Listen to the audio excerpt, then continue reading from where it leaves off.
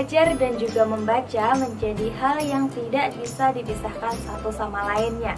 Ketika kita belajar, maka kita akan membaca. Nah, di sekolah sendiri kita memiliki lebih dari satu mata pelajaran, tentunya dengan buku yang tidak sedikit. Tapi, pernahkah kalian berpikir bahwa dengan buku yang tidak sedikit itu, apakah kita bisa belajar dan membaca semuanya? Apalagi ketika mendekati waktu ujian. Belajar dan juga membaca menjadi hal yang wajib dilakukan ketika menjelang ujian. Ketika membaca buku dengan jumlah yang sedikit, ada cara yang bisa kita lakukan, yaitu dengan scanning. Jadi dengan metode ini, kalian jangan khawatir kehabisan waktu ya. Lalu apa sih scanning itu? Scanning dalam bahasa Indonesia artinya memindai, tapi bukan scanning yang ada di tukang fotokopian ya. Scanning sendiri merupakan teknik membaca cepat untuk mendapatkan informasi yang lebih spesifik dengan cepat dan juga akurat dari sebuah buku. Scanning biasanya dilakukan ketika kita sudah mengetahui apa yang ingin kita cari. Contohnya adalah ketika kita hendak membeli tiket pesawat dengan tujuan Solo ke Bali. Ketika memasuki bandara, maka kita akan menemukan layar besar yang berisikan seluruh jadwal penerbangan pesawat. Kemudian kalian akan terfokus pada pesawat yang memiliki tujuan Solo ke Bali. Setelah mendapatkan rutenya, maka kalian akan beralih fokus ke jam penerbangan, kelas, dan juga harganya. Selain itu, kita juga harus berlatih untuk kecepatan mata dan juga untuk membalikkan halaman buku. Hal ini dimaksudkan untuk mencari kata atau frasa yang ingin kita cari. Tapi sebelum itu, apakah kalian pernah melakukan scanning? Apabila belum, maka berikut ini adalah tips-tipsnya. Berikut ini adalah tips selengkapnya melakukan scanning. Yang pertama, tentukan dulu kata kunci.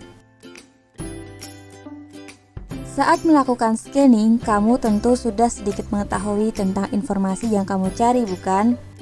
Nah, sebisa mungkin kamu mencari satu atau dua kata yang menjadi kata kunci dari informasi tersebut. Lihat secara cepat tiap halaman sampai bertemu dengan paragraf yang mengandung kata kunci tersebut. Yang kedua, lihat dengan sekilas dan cepat. Saat melakukan pencarian, tidak perlu membaca dengan teliti satu persatu, karena akan memakan waktu yang lama. Cukup lihat dengan cepat dari atas sampai ke bawah halaman sampai kamu menemukan kata kunci tersebut. Saat mencari, pastikan pandangan kamu fokus pada halaman buku ya. Yang ketiga, baca informasi di sekitar kata kunci. Setelah menemukan kata kunci, lalu bagaimana ya? Jawabannya sudah pasti, tinggal membaca saja materi di sekitarnya dengan cermat. Walaupun kamu sudah menemukan kata kunci, tapi belum tentu menemukan informasi yang kamu butuhkan, bukan? Untuk itu, penting juga bagi kamu untuk menandai buku pada bagian-bagian penting yang kamu ingin pelajari. Yang keempat, cari kata yang dicetak tebal, miring, atau yang dicetak berbeda dengan tulisan yang lainnya. Saat kesulitan mencari kata spesifik tertentu, kamu juga bisa mencarinya dengan bantuan beberapa tulisan yang jenisnya berbeda. Coba cari dari kata dengan font tebal, miring, atau yang memiliki garis bawah. Yang kelima, perhatikan ilustrasi, tabel, atau gambar yang berkaitan dengan informasi.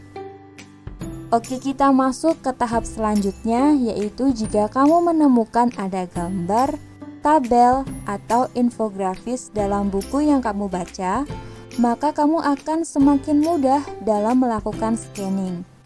Informasi yang tertera secara visual biasanya sangat membantu pada topik-topik khusus yang kamu cari. Yang keenam, pastikan mencari di bagian bab atau subbab yang tepat. Pastikan saat kamu melakukan scanning, kamu melakukan hal yang seharusnya ya, yaitu mencari di tempat yang tepat. Buku yang tebal biasanya memiliki beberapa bagian. Maka dari itu, untuk mempermudah kamu cepat menemukan informasi yang kamu cari, maka harus dilakukan dengan cara yang tepat. Yang ketujuh, perhatikan urutan huruf.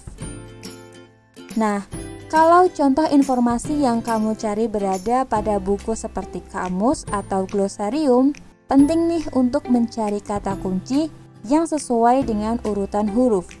Mudah bukan?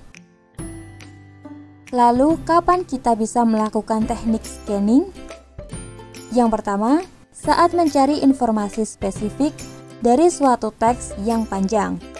Kedua, saat mencari informasi dari infografis, tabel, glosarium, ensiklopedia, jadwal, dan data-data yang kompleks.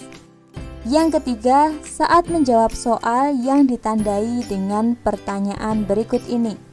Yang pertama, manakah data berikut ini yang sesuai dengan teks di atas? Yang kedua, kesimpulan berdasarkan grafik di atas adalah. Dengan membiasakan diri untuk membaca cepat, maka hal ini akan membantu kita untuk belajar lebih efektif dan juga efisien. Jadi jangan lupa untuk menerapkan metode scanning ya.